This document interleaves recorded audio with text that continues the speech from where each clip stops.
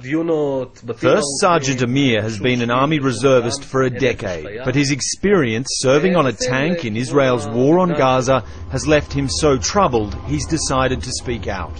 There were no rules of engagement. The only rules of engagement were to shoot. He's one of 24 Israeli soldiers to provide testimony to Breaking the Silence, an organisation of Israeli veterans demanding accountability from their military masters. Almost 6 months after Israel's war on Gaza ended, the testimony sheds light on potential war crimes, including the targeting of innocent civilians. We were told there are no innocents. Everyone is enemy. Other soldiers didn't want to appear on camera, but they provided eyewitness accounts of 3 Palestinian civilians being shot and killed. One was an elderly man suspected to be a suicide bomber, but only carrying a flashlight. The old man gave such a scream I'll never forget as long as I live. Everyone is shooting, and the guy's screaming.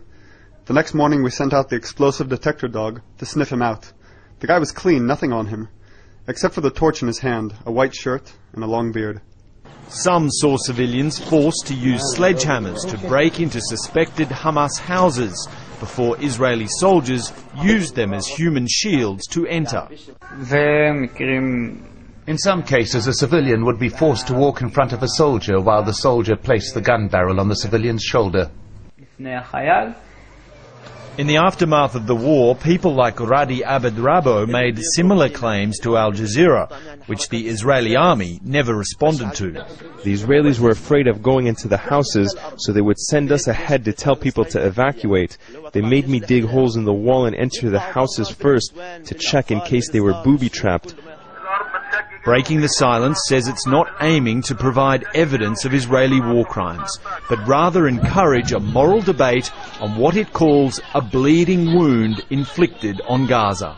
These testimonies show that Israel did violate the #1 principle in international laws of war.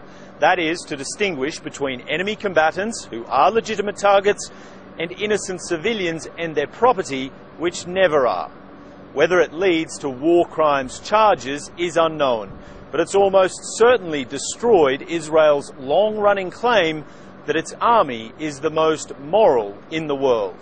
Dan Nolan, Al Jazeera, Jerusalem.